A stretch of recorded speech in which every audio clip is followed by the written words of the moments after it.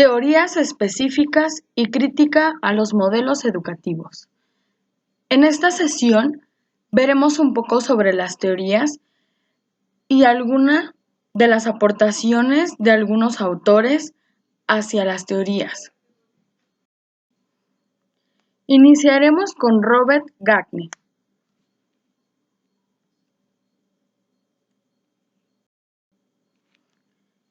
¿Quién es Robert?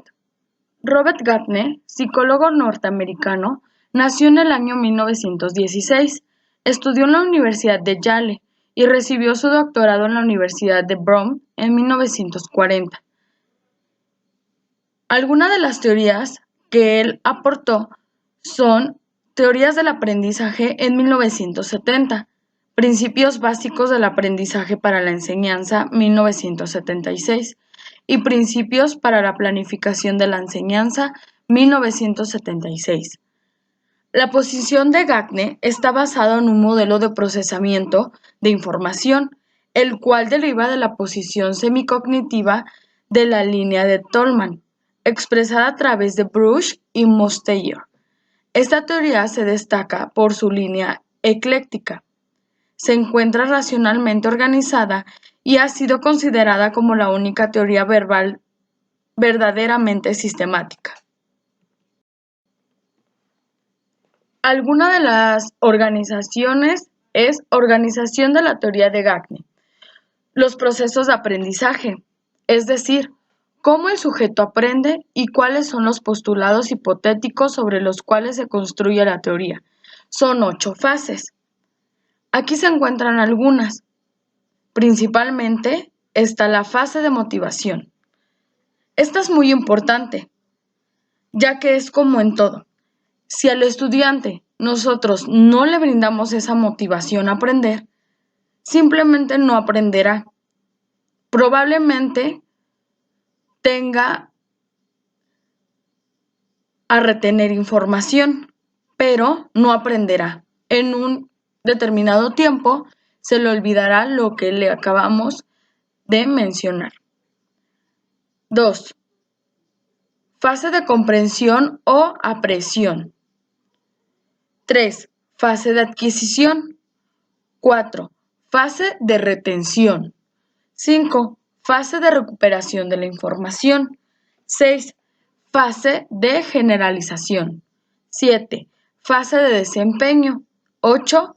Fase de retroalimentación. ¿Qué nos quiere dar a entender con estas 8 fases? Que es muy importante que cada una se vaya cumpliendo de acuerdo a su entendimiento de la información.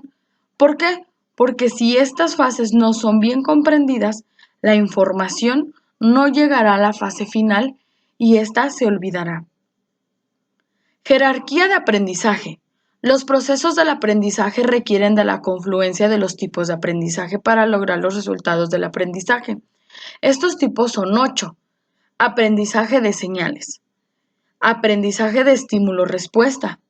Aprendizaje de encadenamiento moto 4. Aprendizaje de asociación verbal. Aprendizaje de discriminaciones múltiples. Aprendizaje de conceptos.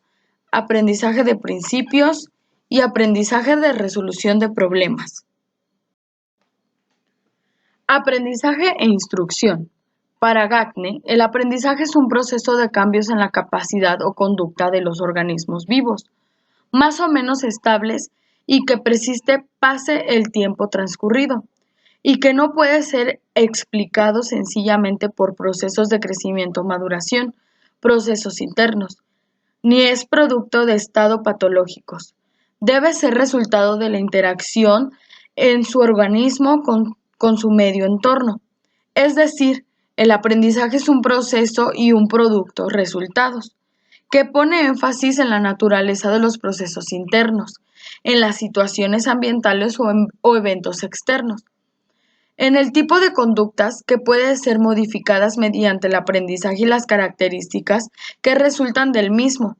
Para reconocer que ha ocurrido un aprendizaje debe tomarse en cuenta lo siguiente. Es propio de los hombres y de los animales. Es producto de la interacción del individuo con el medio. Implica una transformación más o menos estable en la conducta del individuo. Modelo de Renzo-Titton. Actualmente es profesor de psicopedagogía en la Universidad de Roma. Es también director del Centro Italiano de Lingüística Aplicada, autor de fundamentales tratados de metodología y didáctica. Se encuentra entre los primeros investigadores que han profundizado en los problemas de la psicolingüística. Titton afirma que la educación de reconocer al alumno y orientar lo dado que actúan como un todo relacionado. Identifica ciertas deficiencias en el modelo jerárquico de Gagne. Su acto de enseñanza. El docente pone de manifiesto los objetos de conocimiento al alumno para que éste los aprenda. Acto didáctico. En la acción intencional de la persona, el maestro en el momento en el que establece una relación bipolar alumno-docente. Activa, que se actualiza en un proceso dialéctico personal que comienza con el estímulo magistral. Enseñanza, para determinar en la respuesta asimiladora de una verdad, aprendizaje, por parte del alumno. Y aquí en la imagen vemos cómo se da el acto didáctico. Docente, discente, método o estrategia y contenido. Se plantea la existencia de dos tipos de relaciones. La que se da entre el alumno objeto de conocimiento de tipo lógico-epistemológico, es decir, una relación de conocimientos. La que se da entre maestro-alumno de todo tipo, socioafectivo, comunicación. Y se encuentra aquí el triángulo constructivista, que se encuentra en medio la estrategia, docente-alumno, contenido, comunicación, buena comunicación. La didáctica entre las ciencias de la educación. Las ciencias de la educación son ciencias humanas y, como tales, no tienen las mismas características de las ciencias físico-naturales. Más bien se trata de cuerpos de conocimientos que construyen ciencias borrosas, inacabadas y poco formalizadas. La misma intervención en los procesos de enseñanza-aprendizaje que propugna la didáctica consigue transformar los fenómenos que estudia. Por imperativos éticos no se puede dejar de intervenir en multitud de ocasiones. Los fenómenos educativos, por otra parte, están sujetos a variables menos conocidas o poco controlables, variables que no siempre dependen del investigador que trata de descifrarlas. Clasificación y lugar de la didáctica. Existen varias clasificaciones de las ciencias de la educación. El grado de coincidencia entre todas es notable, aun cuando difieran de ciertos criterios. Un enfoque sistemático y taxonómico llevado a las últimas consecuencias no sería demasiado necesaria para nuestros fines. Nos bastará con señalar nuestro marco. Ciencias no estrictamente pedagógicas, fundamentadoras y condicionantes. Ciencias de la educación en el espacio y en el tiempo. Ciencias estrictamente pedagógicas, nucleares. Didáctica general, didáctica diferencial, didáctica especial, tecnología didáctica. Las ciencias de la educación más próximas a la didáctica por su objeto de estudio o por su contribución de la solución de los problemas didácticos. La teoría de la educación ofrece los objetivos principales a los que se ha de tener la acción educativa, también la labor instructiva o didáctica. A través de la historia de la educación y de la pedagogía comparada, podemos saber cómo se han resuelto los problemas didácticos en otros momentos o en otros países actualmente. Pero es mediante las aportaciones de la psicología de la educación, del aprendizaje y de la instrucción, cómo se va construyendo el edificio de la didáctica. Sin olvidar, hoy cada vez más en boga, a la sociología de la educación. No se trata de ciencias meramente auxiliares, sino de disciplinas independientes, pero en muchos casos próximas y útiles para progresar en el conocimiento del objeto propio de la didáctica. Por último, están las competencias. ¿Qué son las competencias?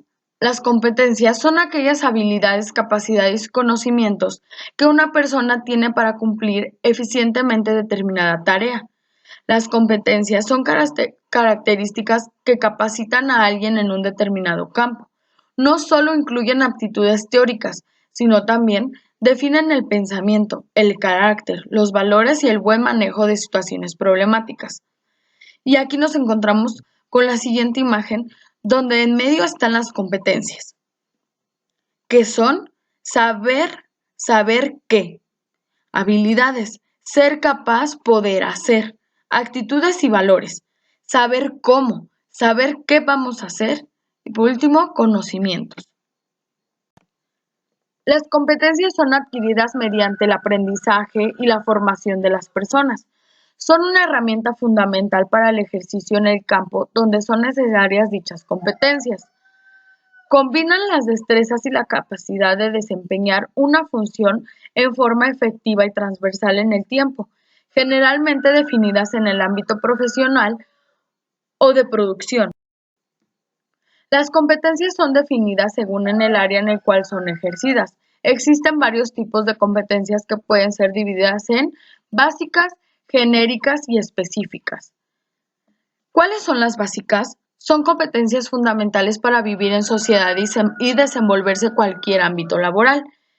Genéricas, competencias comunes a varias ocupaciones que permiten a un profesional desempeñarse en su disciplina.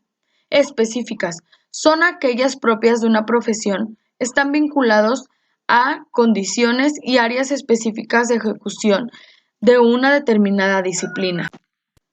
Las competencias básicas o también llamadas competencias para la vida ayudan al individuo a insertarse adecuadamente en un determinado contexto social, como por ejemplo la adaptación, el respeto y la tolerancia. Suele asociarse a valores universales. Las competencias genéricas son también definidas como competencias básicas. Son aquellas genéricas, aquellas que son útiles en todo tipo de profesión o trabajo, como por ejemplo el trabajo en equipo, la empatía o la creatividad. Las competencias específicas se refieren a aquellas que son necesarias en un ámbito profesional o en un área específica. Algunas de ellas son competencias laborales, competencias docentes, competencias comunicativas. Gracias por su atención. Espero y este material sea de su agrado y sea de suma importancia para su formación académica.